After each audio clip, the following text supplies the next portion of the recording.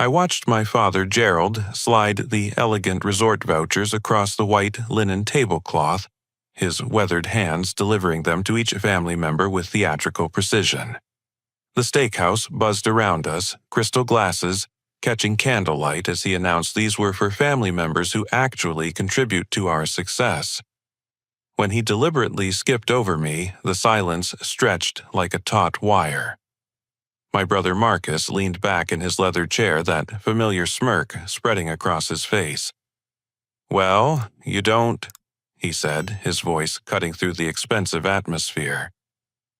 I lifted my bourbon glass, took a slow, measured drink, and stayed completely quiet while the humiliation settled deep in my chest. The amber liquid burned as it went down, but not nearly as much as the realization that crashed over me in that moment. Here I was, Christian Matthews, 28 years old, watching my own family treat me like I was invisible. The irony would have been funny if it wasn't so devastating. Those vouchers in their hands represented a week-long stay at Sunset Ridge Resort, one of the most exclusive family retreats in Colorado. What none of them knew, what they couldn't possibly comprehend, as they examined their golden tickets to luxury, was that I had personally designed and implemented every single digital system that resort used to operate. As the conversation resumed around the table, flowing over me like I was a piece of furniture, my mind drifted back to how this whole mess started. 5 years ago, fresh out of college with a computer science degree and a burning desire to prove myself, I had offered to help modernize the family businesses. Not because I needed the work, but because I thought it would bring us closer together. I thought it would earn me the respect and recognition I had craved since childhood. My father, Gerald, owned a sprawling real estate empire managing over 200 rental properties across 3 counties. My stepmother, Patricia, had built a boutique hotel chain from scratch, specializing in luxury weekend getaways for wealthy professionals. Marcus, my older brother by 3 years, ran the most successful luxury car dealership in the tri-state area. Jessica, my younger sister, had launched an event planning company that catered to high-end weddings and corporate functions. Even our cousin Dylan had gotten in on the family business tradition, owning a franchise of upscale restaurants that served farm-to-table cuisine. When I first approached them with proposals to streamline their operations through technology, they had been skeptical. Dad still preferred handwritten ledgers and filing cabinets. Patricia managed her hotel bookings through a notebook system that would have made accountants weep. Marcus tracked his inventory on spreadsheets that crashed regularly. Jessica coordinated million-dollar events using nothing but phone calls and post-it notes. Dylan ran his restaurants like it was 1975 with punch-card time clocks and manual cash registers. But I persisted, working nights and weekends to prove what modern systems could accomplish. I built Gerald a property management platform that automated rent collection, maintenance requests, and tenant communications. For Patricia, I designed a reservation system that integrated with online travel sites and handled everything from booking confirmations to guest preferences. Marcus got a comprehensive dealership management system that tracked sales inventory, financing, and customer relationships. Jessica received an event coordination platform that managed vendor contracts, timeline scheduling, and client communications. Dylan's restaurants were transformed with point-of-sale, systems inventory management, and employee scheduling software. The results had been spectacular. Gerald's rental income increased by 30% as vacant units were filled faster and maintenance issues were resolved efficiently. Patricia's hotel occupancy rates soared when guests could book online and received personalized service based on their stored preferences. Marcus's car sales doubled as the new system streamlined the entire purchase process and improved customer follow-up. Jessica's business exploded as clients raved about her professional organization and flawless event execution.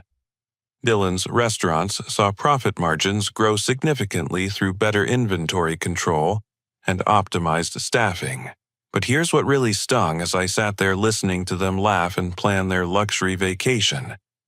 I wasn't just their IT support guy.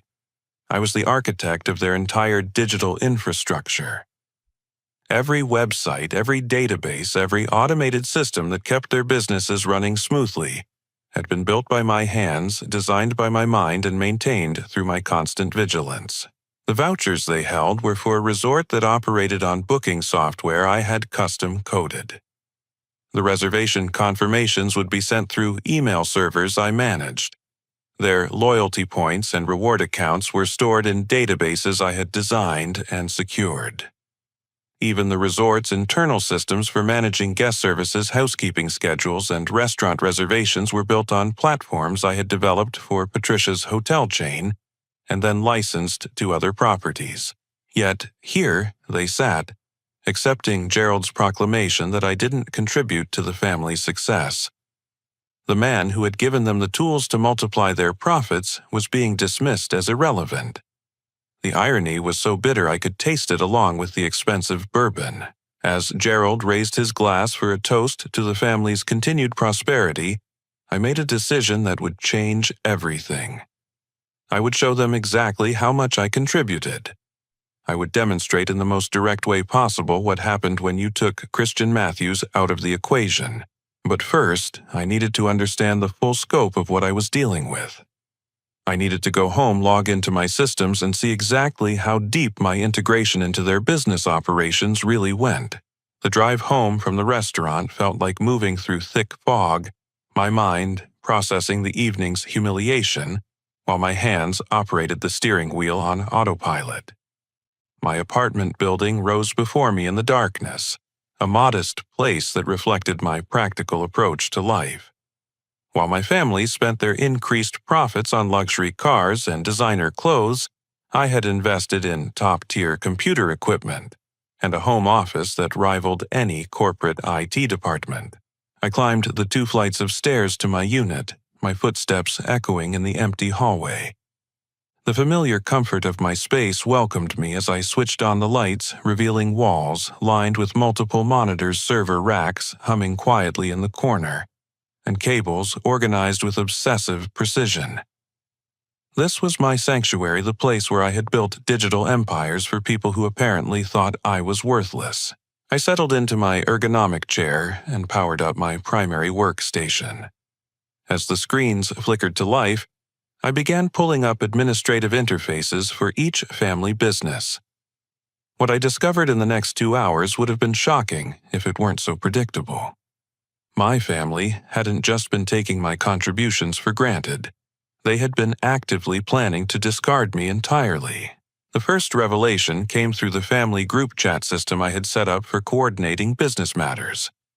But there was another chat one I wasn't supposed to know about called Real Family Business. My administrative access to their company communication servers meant I could see every conversation, and what I found there made my stomach turn. Messages going back 4 months painted a picture of casual contempt that took my breath away. Marcus had started a thread asking if they really needed the tech nerd anymore, suggesting that basic computer maintenance was something any college kid could handle for minimum wage. Patricia had chimed in with complaints about how I always made her feel stupid when I explained how her hotel systems worked, saying she preferred working with people who didn't make her feel inadequate. But Jessica's contributions were the most hurtful. My own sister, whom I had helped transform from a struggling event coordinator into the owner of $1 million business, had written paragraph after paragraph about how awkward I made family gatherings. She complained that I didn't fit in with their social circle, that clients found me weird and intense, and that she was embarrassed to introduce me as her brother at networking events. Gerald's messages were brief but devastating. He had apparently been fielding suggestions from Patricia about updating his will specifically regarding my inheritance. Christian gets too much for what he actually does, Patricia had written. Real contributors should get real rewards. Gerald's response had been a simple, "We'll discuss this after the birthday dinner." The birthday dinner. Tonight's humiliation hadn't been spontaneous cruelty. It had been a calculated message. They had planned to put me in my place to make it clear that I was expendable before they cut me out entirely. But the most infuriating discovery came in a series of messages from 2 weeks ago. Marcus had apparently been interviewing replacement IT companies getting quotes for taking over the family's technology needs. The numbers they had been quoted were astronomical, reflecting the complexity of the systems I had built, but they seemed confident they could make the transition. Christian has everything so integrated and complicated, Marcus had written.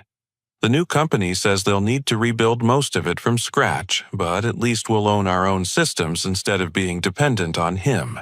What they didn't understand, what none of them could possibly grasp, was that they already owned their systems. I had never held their data hostage or maintained exclusive control out of some power trip.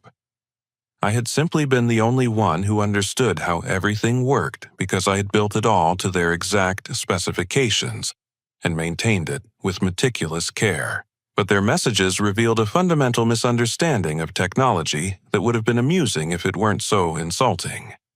They talked about basic computer stuff and simple website management, as if running their digital infrastructure was equivalent to checking email or posting on social media.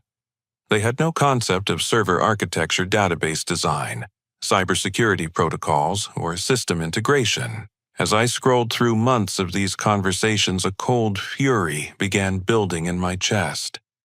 They wanted to find out what happened without me. They were about to get that education whether they wanted it or not. I opened a new terminal window and began exploring the true scope of my involvement in their businesses. What I found was even more extensive than I had remembered. Over 5 years of gradual expansion, I had become the central nervous system of their entire family enterprise. Every email server they used was hosted on infrastructure I owned and managed. Their websites weren't just designed by me. They ran on web servers in my name using domain registrations tied to my personal accounts. The customer databases containing years of client information, sales records, and business intelligence were stored on cloud platforms I had set up and paid for with costs reimbursed monthly by the family. Payment processing was entirely dependent on merchant accounts I had established using my excellent credit score and clean business history.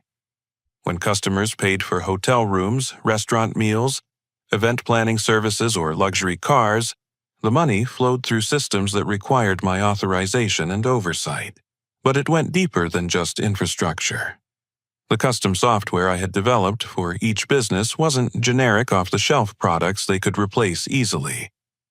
I had spent thousands of hours writing code specifically tailored to their unique needs, integrating systems in ways that maximized efficiency and profitability. Their inventory management, customer relationship management, financial reporting, and operational workflows were all built on platforms that existed nowhere else in the world. And then there were the licenses, subscriptions, and service agreements. Professional software that cost thousands of dollars annually, cloud storage services, cybersecurity platforms, backup systems, and monitoring tools. All tied to my personal accounts, all automatically charged to my credit cards with the understanding that I would be reimbursed promptly. The family group chat was still active, with new messages appearing as they continued celebrating their resort vacation plans. I watched for a moment as they discussed spa appointments and golf tee times, completely oblivious to the storm that was about to engulf their comfortable world. It was time to show them exactly what Christian Matthews contributed to their success. It was time for them to learn what happened when you tried to cut the heart out of your own operation. As I dove deeper into my analysis, the full scope of my integration into their business operations became staggeringly clear. This wasn't a simple matter of providing technical support or maintaining a few websites. Over the past 5 years, I had gradually become the foundation upon which their entire commercial empire was built. The property management system I had created for Gerald wasn't just software. It was a comprehensive ecosystem that handled every aspect of his real estate operations. Rent collection happened automatically through payment processors tied to my merchant accounts. Maintenance requests from tenants flowed through ticketing systems hosted on my servers. Background checks for new renters were conducted through services I had subscribed to and managed. Even the financial reporting that Gerald used for tax purposes was generated by applications I had built and customized specifically for his business model. When I examined Patricia's hotel operations, the dependency was even more intricate. The reservation system I had developed didn't just take bookings. It was integrated with revenue management algorithms that automatically adjusted room prices based on demand competitor analysis and seasonal trends. Guest preferences were tracked and stored, allowing for personalized service that had become Patricia's signature advantage over larger hotel chains. The housekeeping management system coordinated staff schedules with checkout and check-in times. Even the minibar inventory and spa appointment scheduling were handled through platforms I had designed and maintained. Marcus's car dealership presented perhaps the most complex technical challenge I had ever tackled. The system I built integrated with manufacturer databases for inventory management credit bureaus for financing approvals and state motor vehicle departments for title transfers. Customer relationship management went beyond simple contact information. The platform tracked purchase history, service preferences, and even family member vehicle needs to enable a strategic sales timing. The financial reporting capabilities had transformed Marcus from someone who struggled with basic bookkeeping into a dealer who could analyze profit margins by individual salesperson vehicle model and monthly trends. Jessica's event planning business relied on coordination software that managed vendor relationships, client communications, timeline tracking, and budget monitoring across dozens of simultaneous projects. The platform I had built could handle everything from initial client consultations to final invoice processing with automated reminders, contract management, and resource allocation that allowed Jessica to manage events that would have required a team of coordinators using traditional methods. Dylan's restaurant operations had been revolutionized through point-of-sale integration with inventory management, employee scheduling, and financial reporting. The systems I had implemented could track food costs down to individual ingredients, optimize staff schedules based on historical customer patterns, and generate reports that identified the most profitable menu items and service times. But the technical architecture was only part of the story. The financial infrastructure was equally complex and entirely dependent on my personal involvement. Every domain name registration, web hosting account, and cloud service subscription was tied to my credit cards and personal accounts.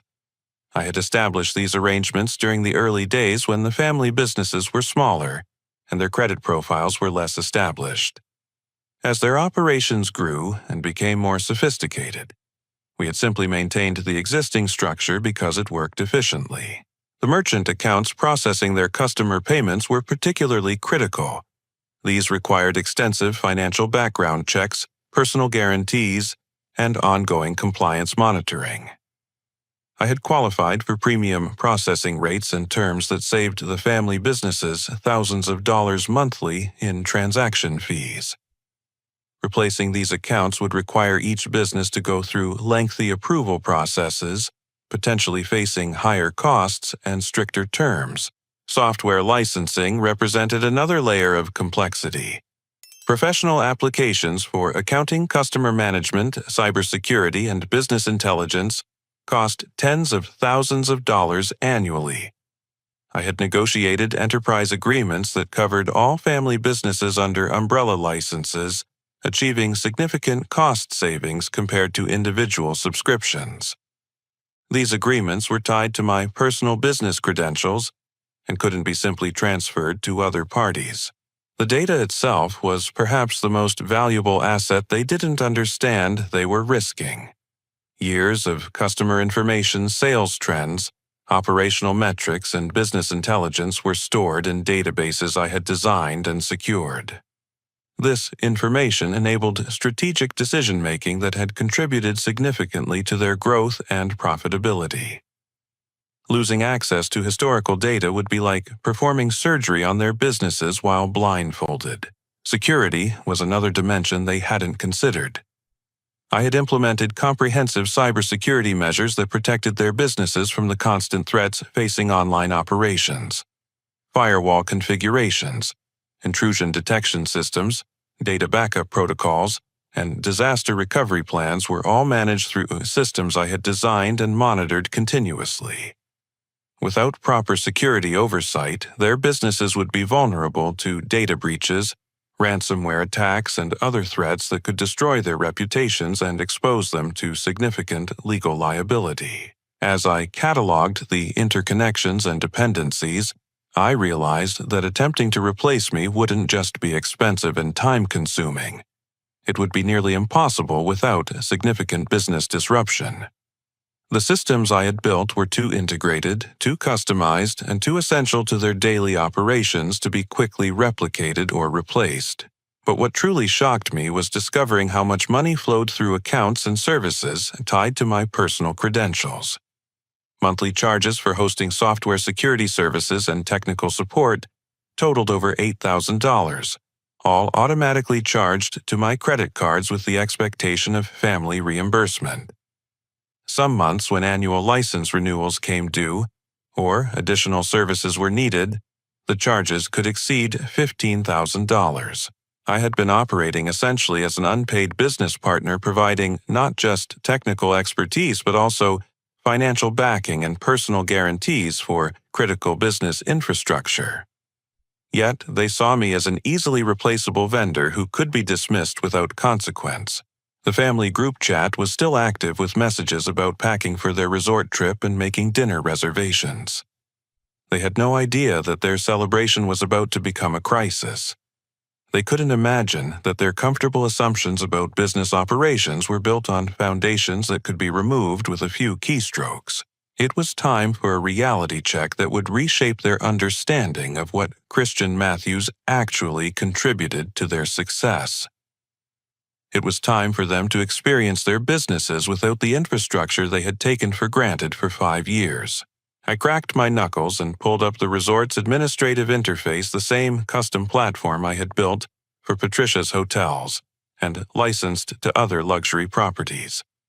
The Sunset Ridge Resort vouchers my family clutched so proudly were about to become worthless pieces of paper. With a few clicks, I accessed the reservation management system and located each family member's booking. Gerald and Patricia had reserved the presidential suite. Marcus had booked a luxury room with mountain views. Jessica had selected a spa package room. Dylan had chosen the standard deluxe accommodations. All confirmed, all paid for through corporate accounts that traced back to systems I controlled. Canceling the reservations was almost too easy. The administrative interface allowed me to void bookings, refund payments, and blacklist confirmation numbers with minimal effort. But I didn't stop there. I also flagged their names in the customer database with notes about fraudulent voucher usage, ensuring that any future attempts to book at partner resorts would trigger security reviews. The cancellation confirmation emails would hit their inboxes within minutes, but they probably wouldn't check email until morning. By then, it would be too late to salvage their vacation plans, especially during peak season when luxury resorts were booked months in advance. But canceling their weekend getaway was just the beginning. As I stared at the glowing monitors surrounding me, I realized this was an opportunity to demonstrate the true scope of my involvement in their business operations. If they wanted to know what happened without Christian Matthews in the picture, they were about to get a comprehensive education. I started with the foundation domain name registrations. Every family business website operated on domains I had registered and maintained through my personal accounts. With a few administrative commands, I updated the registration contacts, removed auto-renewal settings, and changed the access credentials. Their websites wouldn't disappear immediately, but any attempt to modify content or renew services would require going through me. Next came the web hosting accounts. I didn't shut down their websites entirely, that would be too obvious and potentially illegal. Instead, I implemented what appeared to be routine maintenance mode pages that would display temporarily unavailable for updates messages to visitors. The sites would appear to be experiencing technical difficulties rather than deliberate sabotage. Email servers required a more subtle approach. I configured mail filters that would bounce incoming messages back to senders with automated responses indicating temporary service interruptions. Outgoing email would be severely limited, preventing mass communications to customers or vendors. The email accounts wouldn't stop working completely, but they would become unreliable enough to cause significant business disruption. Customer databases were where I could inflict the most strategic damage. I didn't delete any data that would be destructive and potentially criminal. Instead, I changed access permissions and authentication requirements. Employees trying to look up customer information, sales records, or inventory data would find themselves locked out of the systems they depended on for daily operations. The data would still exist safely backed up and secure, but it would be inaccessible without administrative credentials only I possessed. Payment processing required delicate handling. I couldn't simply shut down the merchant accounts, as that would prevent legitimate customer transactions and could expose me to serious legal consequences. Instead, I modified the authorization levels and notification settings. New transactions would require manual approval rather than automatic processing, creating delays and complications for customer purchases. Additionally, all transaction notifications would be rerouted exclusively to my email addresses, meaning the families wouldn't receive real-time sales reports or payment confirmations. The point-of-sale systems in Dylan's restaurants and Marcus's dealership presented interesting opportunities for disruption. I remotely updated the software with new authentication requirements that would prevent employees from processing transactions without administrative approval. The systems would still function for basic operations, but any significant sales or complex transactions would be blocked pending management authorization. For Gerald's property management operations, I implemented maintenance mode across all tenant-facing interfaces. Rent payment portals would display messages about system upgrades, preventing tenants from making online payments. Maintenance request systems would be temporarily disabled, forcing tenants to call directly for service issues. The property management dashboard Gerald used to monitor his empire would show connectivity errors and data synchronization failures. Jessica's event planning coordination platform required a more nuanced approach. I couldn't risk disrupting actual events in progress, as that could harm innocent clients and vendors. Instead, I modified the scheduling and communication systems to prevent new bookings or vendor coordination. Existing events would proceed normally, but Jessica's ability to plan future events would be severely compromised. Patricia's hotel booking systems were the most complex to sabotage strategically. I implemented rolling maintenance windows that would make reservation systems unavailable during peak booking hours. Existing guest services would continue normally to avoid harming innocent travelers, but new reservations would be impossible during the times when most people searched for accommodations.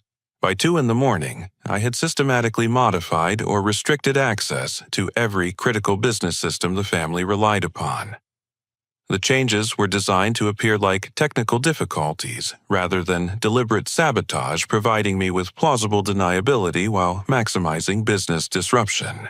But the real masterstroke was yet to come. I pulled up the family group chat system and watched as my relatives continued planning their now canceled vacation. Their messages were filled with excitement about spa treatments and golf games they would never experience. The irony was delicious. Then I noticed something that made me smile grimly. The group chat system they were using to coordinate their business and personal communications was hosted on servers I managed and paid for. Their entire digital communication infrastructure was dependent on services tied to my personal accounts. With a few keystrokes, I modified the chat server permissions. The existing conversation history would remain accessible, but no new messages could be sent or received. Their primary coordination tool would simply stop working with error messages suggesting temporary server maintenance. I also decided to accelerate the financial consequences of their dismissive attitude toward my contributions. I began systematically removing my personal guarantees and billing authorizations from every service and subscription their businesses depended upon. Hosting accounts, software licenses, security services, backup systems, and cloud storage subscriptions all required immediate payment or credit verification to continue operating. The automated billing systems would start sending overdue notices and service suspension warnings within hours. By tomorrow evening, if the accounts weren't updated with new payment methods, critical services would begin shutting down automatically. As I worked through the methodical process of disconnecting myself from their business infrastructure, I felt a strange sense of liberation. For 5 years, I had been invisibly supporting their success, maintaining their systems, solving their problems, and enabling their growth. I had been taken for granted, dismissed as irrelevant, and ultimately humiliated for my trouble. Now, they would discover what their businesses looked like without the foundation I had built and maintained. They would learn the true cost of replacing specialized expertise in custom systems. Most importantly, they would understand exactly how much Christian Matthews had been contributing to their success all along. The sun was beginning to rise as I finished implementing the final changes. I had worked through the night, but the adrenaline of righteous revenge had kept me focused and energetic. My family would wake up to a day of chaos and confusion, scrambling to understand why their businesses had suddenly stopped functioning properly. I poured myself a cup of coffee and settled back in my chair to monitor the administrative dashboards. The error reports and system failures were already beginning to accumulate. Service suspension notices were being generated automatically. Email bounce-backs were increasing steadily. In a few hours, when the family businesses opened for the day, the real fun would begin.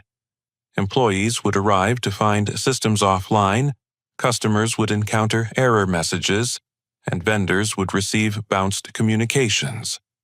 The efficient operations they had taken for granted would grind to a halt, replaced by confusion and frustration. And somewhere in the middle of this chaos, my family would finally understand that Christian Matthews wasn't just some expendable tech support guy they could dismiss and replace at will. They would learn that I had been the invisible architect of their success, and that removing me from the equation would cost them far more than they had ever imagined possible. My phone started ringing at 6:30 in the morning. I let the first 3 calls go to voicemail, savoring my coffee, while monitoring the cascade of system failures spreading across the family businesses. By 7 o'clock, the calls were coming every few minutes, the desperation evident in the increasing frequency. The first voicemail was from Marcus, his voice tight with poorly controlled panic. "Christian, something's wrong with the dealership computer system. None of the guys can log into anything, and we've got customers coming in for deliveries this morning. Call me back immediately." Jessica's message came 20 minutes later, her usually composed tone cracking with stress. "The event coordination platform is completely down. I have 3 weddings this weekend and I can't access vendor contracts or timeline schedules. Please tell me this is just a temporary glitch." But it was Gerald's third message that truly captured the scope of the crisis. His voice, normally commanding and confident, carried an edge of confusion that I had never heard before. "Christian, I need you to call me back right now. Everything's broken. The rental payment system, the tenant database, the maintenance tracking. My property managers are calling saying they can't do anything. Fix this." I decided to check the business operations firsthand before responding to any calls. Using my administrative access, I pulled up real-time monitoring dashboards for each company. The results exceeded my expectations for chaos and disruption. Gerald's property management crisis was spreading exponentially. Tenants trying to pay rent online were met with maintenance messages and error screens. The tenant portal that normally handled hundreds of transactions daily was completely offline, forcing residents to call the property management office directly. Gerald's small administrative staff was being overwhelmed with phone calls from confused tenants who couldn't understand why their regular payment methods weren't working. But the real crisis was in maintenance operations. The automated work order system that dispatched repair technicians based on tenant requests had been offline for over 6 hours. Emergency maintenance issues, routine repairs, and scheduled inspections were all backing up in a queue that nobody could access or manage. Property managers were resorting to handwritten notes and phone calls trying to coordinate maintenance activities using methods they hadn't relied on in years. Marcus's luxury car dealership was facing a different but equally severe crisis. The inventory management system that tracked vehicle availability, customer deposits, and delivery schedules was locked behind authentication barriers that only I could bypass. Sales associates arriving for the morning shift found themselves unable to access customer files, financing applications, or even basic vehicle information. 3 customers had already arrived for scheduled vehicle deliveries, only to discover that the dealership couldn't access their purchase contracts, financing agreements, or delivery paperwork. Marcus was attempting to handle these situations manually, but without access to the integrated systems that managed every aspect of the sales process. Even simple transactions had become impossibly complicated. Patricia's hotel operations were being crippled by the rolling booking system outages I had implemented. The previous night's guest checkouts had proceeded normally, but new reservation attempts were failing during peak booking hours. The hotel's front desk staff could manage existing guests, but they couldn't process new bookings or modify existing reservations.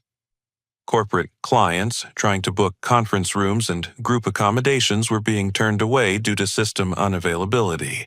Jessica's event planning business was perhaps suffering the most immediate crisis. With 3 major weddings scheduled for the weekend, she needed constant access to vendor coordination systems, timeline management tools, and client communication platforms. The coordination software I had built for her business was sophisticated enough to manage dozens of moving parts, simultaneously tracking everything from flower delivery schedules to catering setup times. Without access to these systems, Jessica was trying to coordinate complex events using nothing but phone calls and hastily scribbled notes. Vendors were confused about timing and responsibilities. Clients were concerned about whether their events would proceed smoothly. The professional efficiency that had built Jessica's reputation was evaporating in real time. Dylan's restaurant operations were facing their own unique challenges. The point-of-sale systems that normally processed customer payments, tracked inventory usage, and managed employee schedules were requiring manual authorization for every transaction. During breakfast service, this meant customers were experiencing extended wait times for payment processing. The kitchen staff couldn't access inventory information to prepare for lunch service. Employee scheduling for the weekend was completely disrupted. By 9 o'clock, Gerald had apparently reached his limit for attempted self-reliance. My monitoring system showed that he had hired Rapid Response IT Solutions, a premium emergency technical service company that charged $3,000 per day for urgent business system restoration. I watched with amusement as their technicians began attempting to diagnose the widespread system failures. Within 2 hours, I could see their remote access sessions trying to trace network connections, identify server configurations, and understand the architecture of the systems I had built. The rapid response team was competent, but they quickly discovered the scope of the challenge they faced. My custom-developed platforms weren't based on standard commercial software they could easily recognize and repair. The integration between different business systems was complex and proprietary. Most critically, the authentication and access control systems I had designed required specific credentials and authorization protocols that couldn't be bypassed through conventional technical methods. By noon, the situation had escalated further. Patricia had hired her own emergency IT consultant, Premium Business Systems Recovery, at $4,000 per day. Jessica had contracted with Digital Solutions Express for $2,500 daily. Even Dylan had brought in a local computer repair service at $800 per day. Multiple teams of expensive technicians were now crawling through the family's business systems trying to understand why everything had stopped working simultaneously. They discovered the common thread quickly enough. Every system was integrated with infrastructure controlled by a single administrator. But understanding the problem and solving it were entirely different challenges.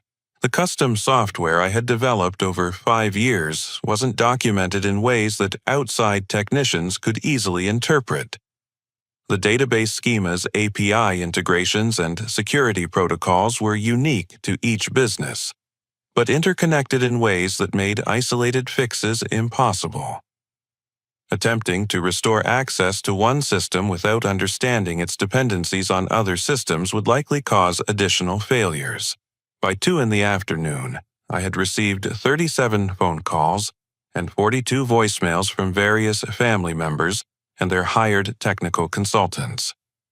The voicemails had evolved from confused requests for help to angry demands for immediate action to desperate pleas for any kind of assistance. The most revealing message came from the lead technician at Rapid Response IT Solutions. He had apparently gotten my contact information from Gerald and called directly. "Mr. Matthews, this is David Chen from Rapid Response. I need to speak with you immediately about your family's business systems. What we're looking at here is incredibly sophisticated custom development work. The integration between platforms is beyond anything my team has encountered in emergency recovery situations. We were going to need your direct involvement to restore functionality without causing data loss or additional system damage." A follow-up call from Patricia's consultant was even more direct. "Christian, this is Amanda Foster from Premium Business Systems. I've been working in IT recovery for 15 years, and I've never seen anything like what you've built for these businesses. The architecture is brilliant, but it's too complex for us to reverse engineer quickly. We're estimating 6 months and over $200,000 to rebuild everything from scratch. And that's assuming we can access all the original data. You need to call me back immediately." But the message that truly captured the desperation was from Marcus himself, recorded at 3:15 in the afternoon. His voice was hoarse from stress and exhaustion. "Christian, whatever's happening, whatever we did wrong, we need to fix this immediately. I've got 15 customers who can't pick up their cars because we can't access any purchase information. Jessica's wedding clients are threatening to sue if their events get ruined. Dad's tenants are talking about breaking leases because they can't pay rent or get maintenance service.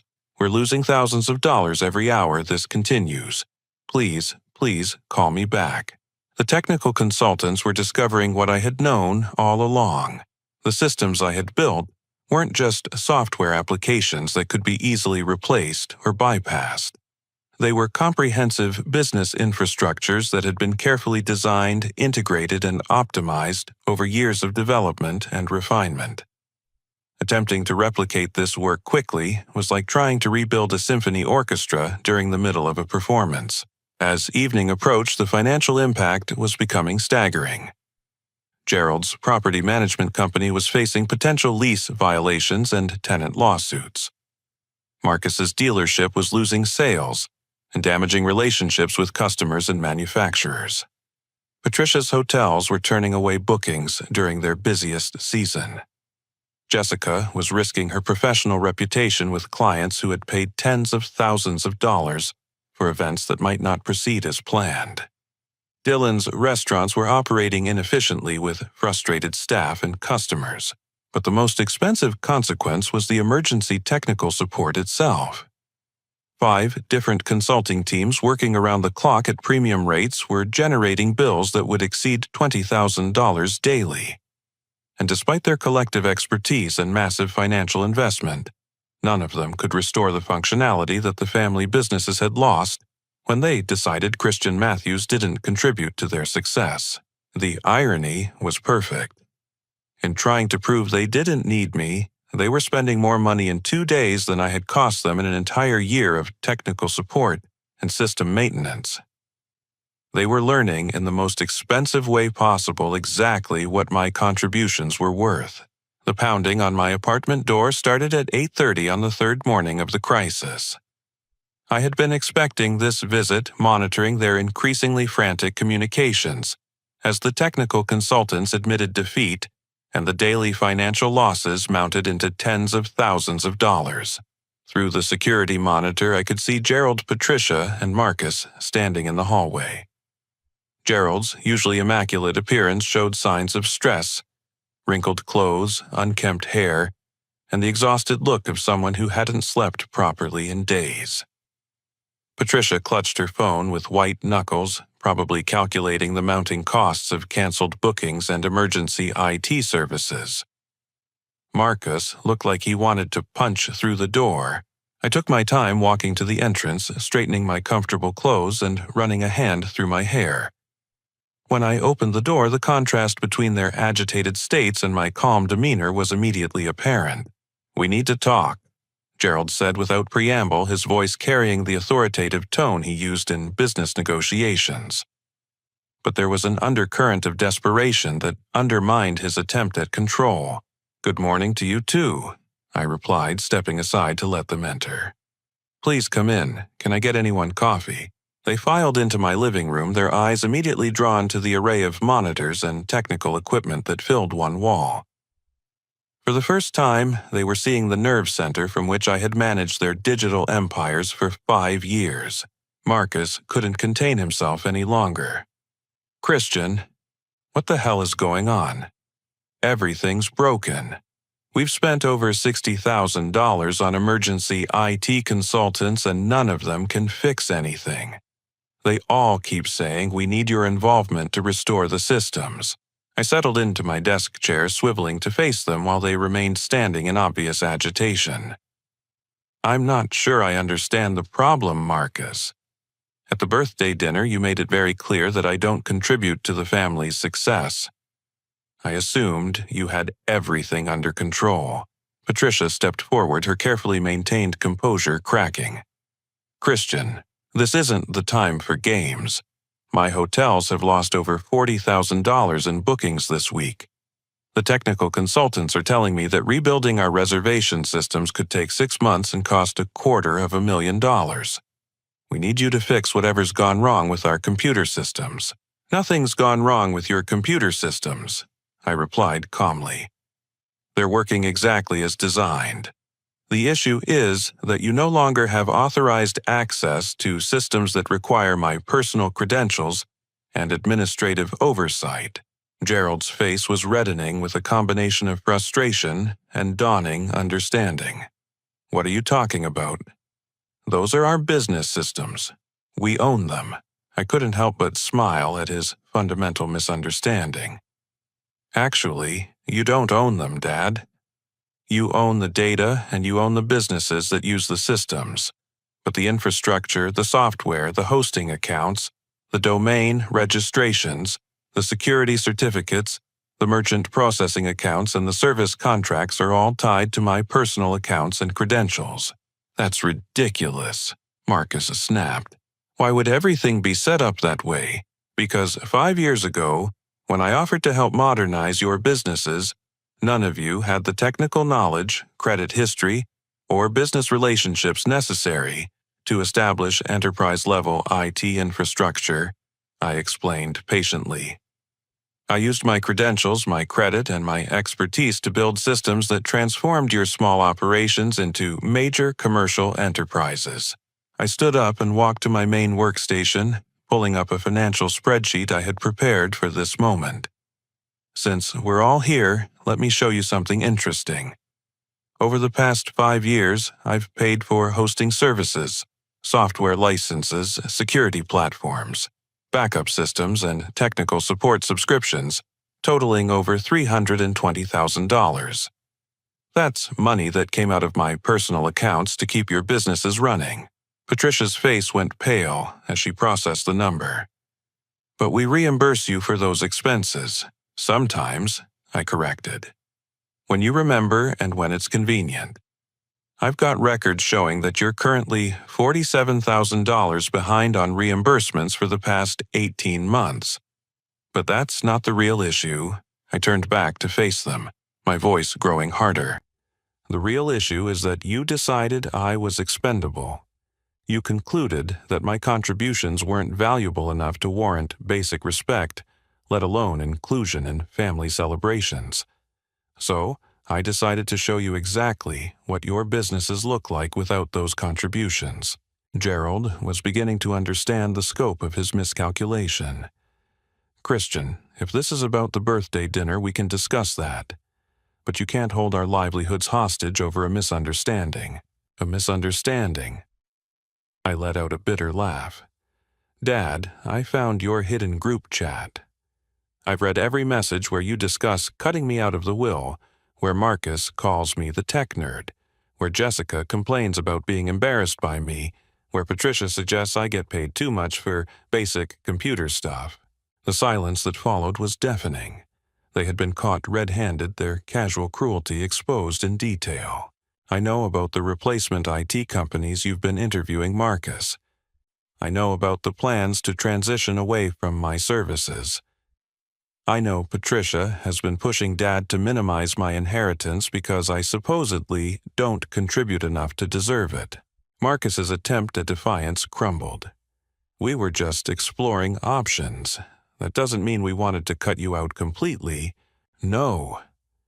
I pulled up another screen showing the technical consultant reports I had intercepted through my administrative access.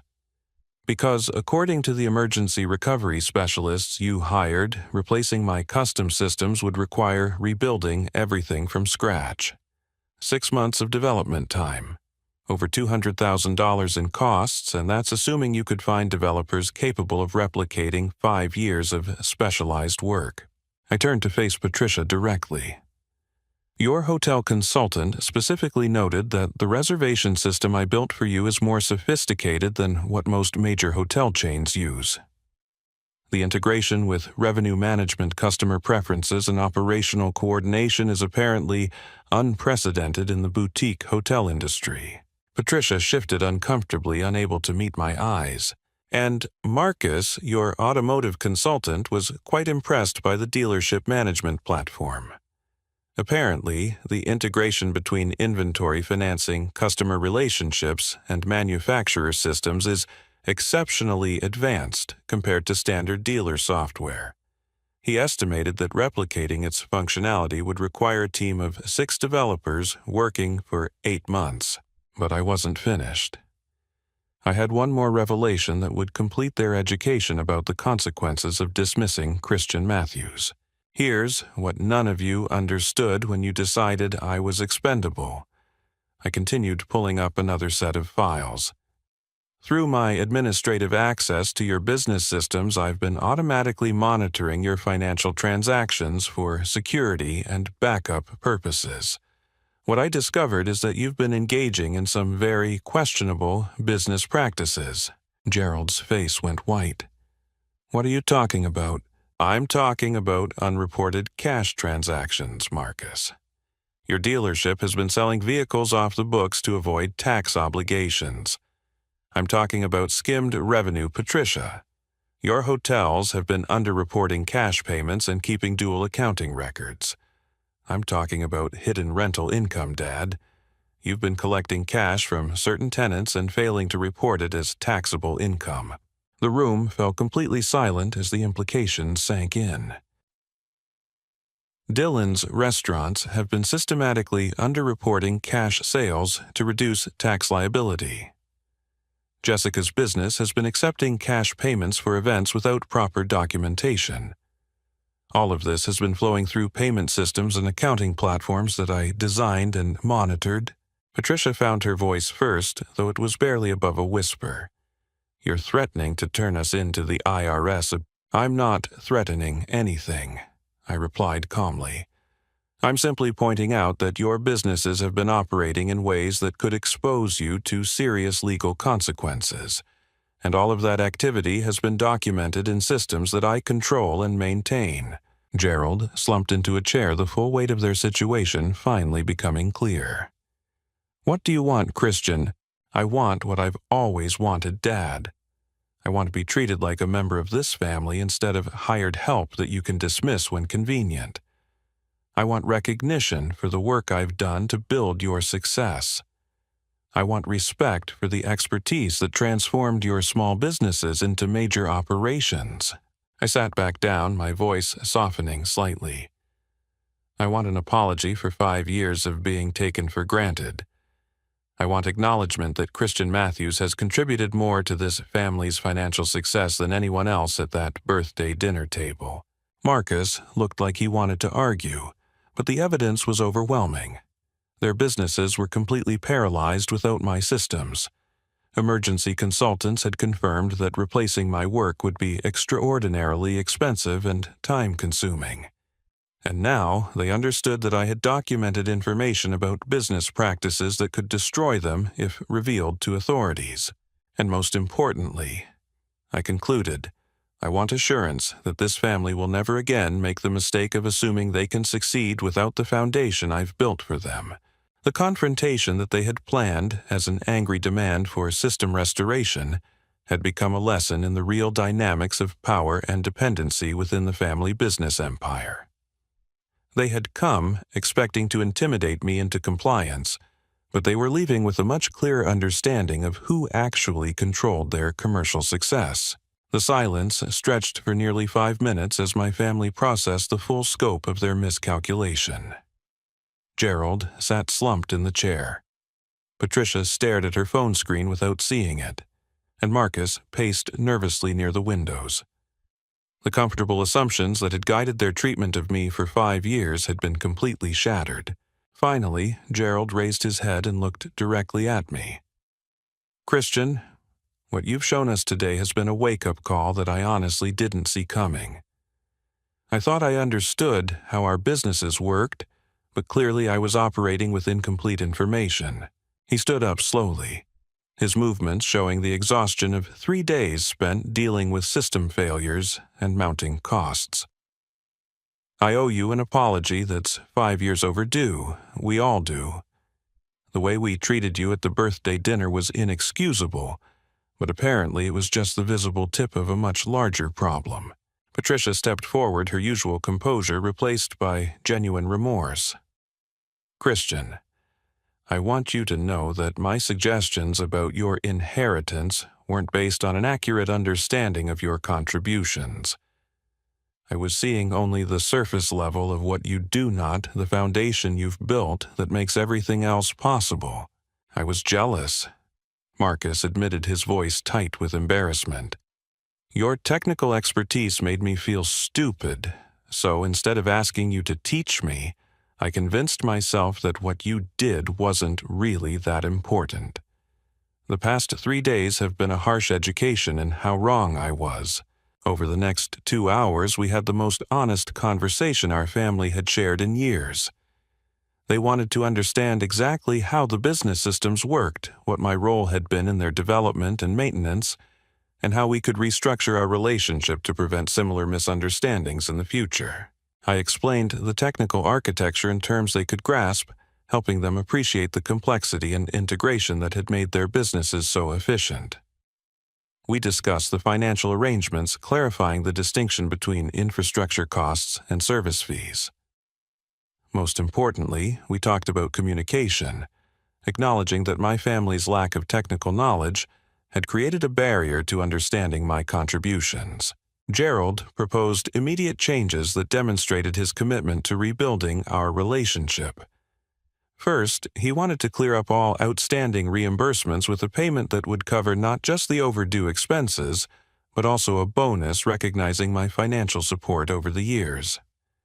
Second, he suggested formalizing my role with written consulting contracts that would establish clear expectations and compensation for ongoing technical services. But the most significant change was his proposal to include me in strategic business discussions going forward. Instead of treating technology as a separate support function, he wanted to integrate technical considerations into planning processes so that everyone understood how operational decisions affected the digital infrastructure. Patricia offered to cover the costs of transitioning critical accounts from my personal credentials to business accounts, a process that would reduce my financial exposure while maintaining my administrative oversight.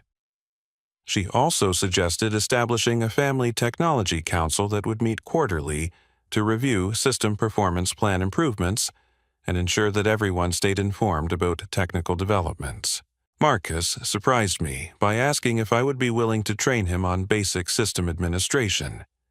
He wanted to understand enough about the technical side to serve as a backup administrator and to communicate more effectively with technical vendors. His willingness to acknowledge his knowledge gap and ask for help represented a fundamental shift in his attitude. Over the following week, I began gradually restoring their business systems while implementing the changes we had discussed. The process was methodical and educational. Instead of simply fixing everything overnight, I used the restoration as an opportunity to document procedures and train family members on basic troubleshooting. Jessica and Dylan, who had missed the confrontation but were certainly affected by the business disruption, reached out individually to thank me and apologize for their roles in the group chat conversations. Jessica admitted that her embarrassment about my social awkwardness had been unfair and shallow. Dylan acknowledged that he had benefited enormously from the restaurant management systems without ever properly appreciating the work involved in creating and maintaining them. The technical consultants who had been hired during the crisis became valuable resources for the transition process. Instead of trying to replace my systems, they worked under my direction to improve documentation, implement additional security measures, and establish backup procedures. Their professional assessment of my work provided objective validation that helped the family understand the sophistication and value of what I had built. 3 months after the birthday dinner crisis, we held a follow-up family meeting to review the changes and plan for the future. The transformation in family dynamics was remarkable. Technical discussions were now routine parts of business planning. Everyone had basic understanding of how their operations depended on digital systems. Most importantly, I was included as an equal participant in family business decisions. Gerald presented me with a formal partnership agreement that recognized my contributions with equity stakes in each family business. The legal documentation established my rights and responsibilities while providing financial security that reflected my actual value to their operations. The partnership structure also included provisions for expanding my role in strategic planning and business development. But the most meaningful change wasn't financial or legal. It was personal. For the first time since childhood, I felt like I truly belonged in my family. The respect and recognition I had craved for years was finally genuine, based on clear understanding rather than polite obligation. 6 months later, the family business retreat that had originally excluded me became a celebration of our restructured relationships. We returned to Sunset Ridge Resort, but this time I was there as an honored partner rather than an invisible support person. The conversations during our mountain getaway focused on future growth opportunities and collaborative projects that would leverage our combined expertise. The crisis that began with a humiliating public dismissal had ultimately taught us all valuable lessons about the importance of recognizing and appreciating the contributions of others. My family learned that expertise comes in many forms, and that dismissing someone's value can have serious consequences. I learned that standing up for myself was sometimes necessary to earn the respect I deserved.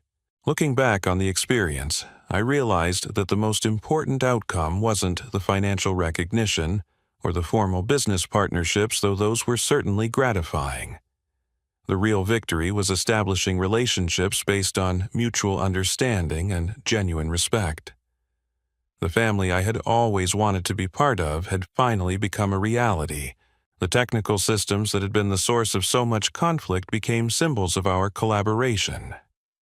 Every successful transaction, every satisfied customer, and every operational improvement served as a reminder that we were stronger together than any of us could be alone.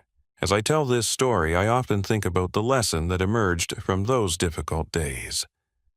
Sometimes people don't appreciate what they have until they lose it. Sometimes the most valuable contributions are the ones that remain invisible until they disappear. And sometimes the only way to earn respect is to demand it by demonstrating exactly what life would be like without you. The birthday dinner that was meant to put me in my place instead became the catalyst for putting our family relationships on a foundation of honesty and mutual appreciation. The vouchers that symbolized my exclusion from family success became the first step toward genuine inclusion in family partnership. Have you ever been in a situation where your contributions were overlooked or undervalued by people who should have known better? I'd love to hear your thoughts in the comments about how you handled being taken for granted and what you learned from standing up for yourself. If this story resonated with you, please give it a like and subscribe for more real-life stories about family dynamics, workplace relationships, and finding the courage to demand the respect you deserve. Share this with someone who might need the reminder that their contributions matter even when others fail to recognize them. Thanks for listening, and remember that sometimes the most powerful thing you can do is show people exactly what they stand to lose when they take you for granted.